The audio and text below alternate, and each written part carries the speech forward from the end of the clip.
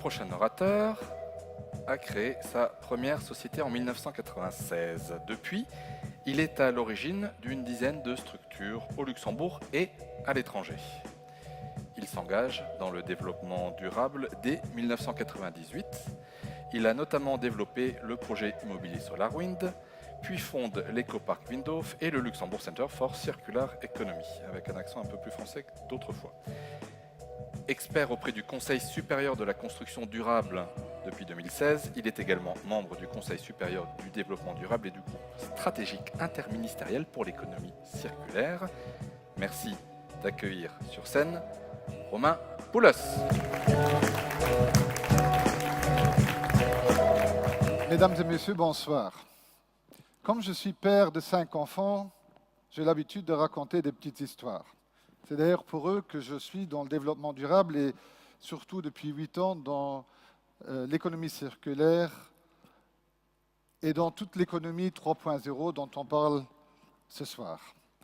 Mon histoire, c'est l'histoire du peuple Papanui. Elle commence il y a 1500 ans avec le naufrage d'un petit nombre de personnes sur une île isolée dans le Pacifique indien, une île qui est paradisiaque, qui regorge de ressources, de biodiversité.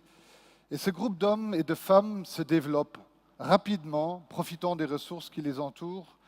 Ils développent une culture complexe, une société marchande mais isolée sur eux-mêmes, une culture de l'ancêtre qui les fait construire des énormes statues taillées dans la pierre. Mais dans tout ça, ils utilisent les ressources dont ils profitent. L'île devient désertique, tous les arbres disparaissent, toute la biodiversité disparaît et avec eux, 1300 ans plus tard, un suicide écologique et économique.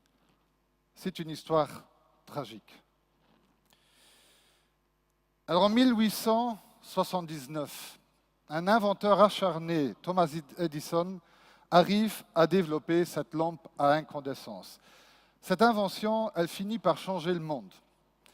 Elle fait même accélérer le développement économique et cette économie de marché, cette économie linéaire dans laquelle nous trouvons aujourd'hui.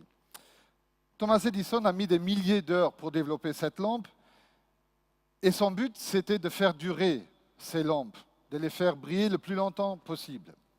Il y est arrivé. Elles ont duré des dizaines de milliers d'heures. Mais dans un monde linéaire, dans une logique linéaire, un produit qui ne casse pas ne constitue pas de revenus pour les producteurs de ces produits, de ces lampes.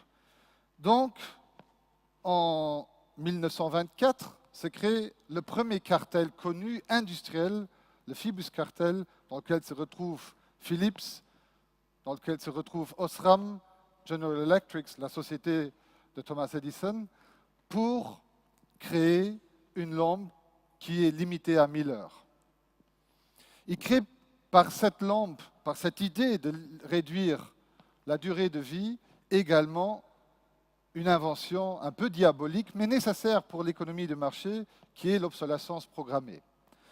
Cette obsolescence programmée, nous la retrouvons partout, dans tous les produits qui nous entourent. C'est une obsolescence par la mode, une obsolescence technologique, technique, une obsolescence par le manque de mise à jour de software, ou alors le manque de pièces de rechange tout simplement. Si nous voulons arriver dans une économie 3.0, dans une économie circulaire, dans une économie durable, c'est l'obsolescence programmée, c'est l'obsolescence tout court que nous devons éliminer. Mais pour ça, il faut un changement de paradigme, il faut inverser la logique. Alors, dans mon voyage du temps, on arrive à 2014, vous voyez. Philips arrive à inverser la logique. Sous l'impulsion d'un architecte, Thomas Rau, qui est issu de l'économie circulaire, il développe un service qui est le Light as a Service. Ils ne vendent plus des lampes, ils vendent encore des lampes, mais ils commencent à vendre ce que vraiment nous avons besoin dans ces bâtiments. C'est la luminosité. Et là, ils inversent. Ils ont tout d'un coup plus du tout envie que ces lampes ne durent plus. Ils ont envie qu'elles durent, qu'elle consomme le moins possible, puisqu'ils sont responsables de l'électricité qu'elle consomme. Ils ont envie de récupérer leurs matières premières pour les réinjecter, pour faire de nouveaux produits. Ils ont envie de les rendre réparables. Cette logique, elle existe depuis très longtemps dans des domaines dans lesquels vous avez un investissement majeur. Vous n'achèterez jamais, j'imagine, un avion pour aller à New York. Mais aujourd'hui, vous trouvez cette logique, vous commencez à la trouver dans le secteur de la musique, de la software. Vous pouvez aujourd'hui acheter le kilomètre de pneus roulés et plus le pneu. En 2017, monsieur le ministre l'a dit, on va retrouver des logiques, par exemple, de mobilité comme service. On va retrouver dans la chimie des logiques de location de molécules chimiques, de la performance des logiques de performance dans le domaine médical. Vous pouvez acheter aujourd'hui, en 2017, le cycle de lavage et plus la machine à laver, ou la performance que la fenêtre vous livre, c'est-à-dire une isolation transparente. Alors le Luxembourg est allé sur ce chemin, est en train d'aller sur ce chemin, a un énorme rôle à jouer dans cette nouvelle économie, un rôle de précurseur, un rôle de projet, à établir des projets pilotes, de donner l'exemple, mais aussi de créer un cadre fiscal, légal, d'assurance, de créer des fonds d'investissement dans des matières premières.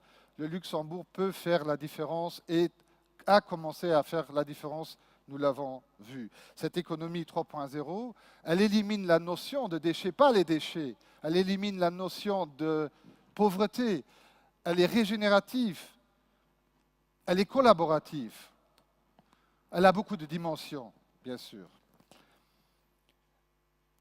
Je vous montre une dernière photo. En 1968, le monde découvre l'île dans cet immense océan cosmique appelé la Terre, sur laquelle nous nous trouvons tous. Faisons en sorte, nous tous, que nous pouvons écrire une nouvelle histoire pour l'homme, l'humanité, qu'elle ne se termine pas par une tragédie, par un suicide écologique et économique. Merci.